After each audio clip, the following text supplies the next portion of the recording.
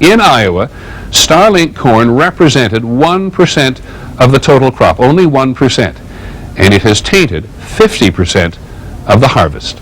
Here's ABC's Bob Jamieson.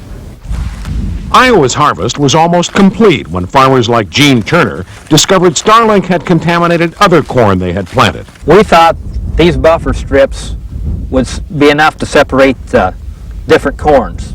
Even though Turner planted Starlink 200 feet away from his regular corn, it still contaminated his entire crop. I think the whole system failed because I don't think anybody was ready for this. Starlink was engineered by Aventis Crop Science to be toxic to insects, which means farmers save money on insecticides.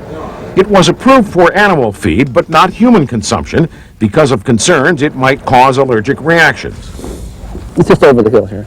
Don Carwall didn't plant any Starlink, but pollen from a neighbor's field contaminated part of his crop.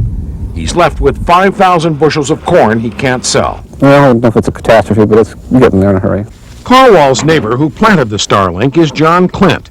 His entire crop was contaminated. You can't see a difference. I mean, there's no difference. Clint says Aventis never warned him to be careful where he planted Starlink. The restrictions, they really didn't say much on that. Nobody told you that your corn might contaminate Don Carwall's. No, that was not mentioned. But it got worse. Farmers who didn't know their crop was contaminated sold it to grain elevators.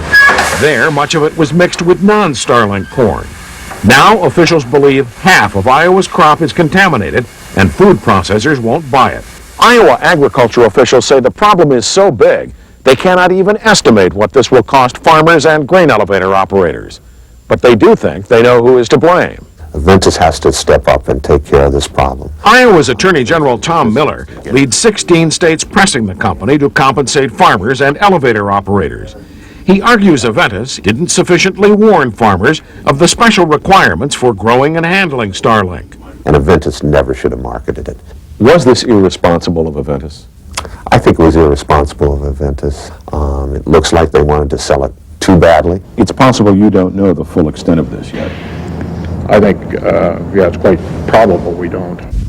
In Iowa, they don't know what will happen to the millions of bushels of corn stored here. But they do know that no one will plant Starlink again anytime soon. Bob Jamieson, ABC News, Prairie City, Iowa.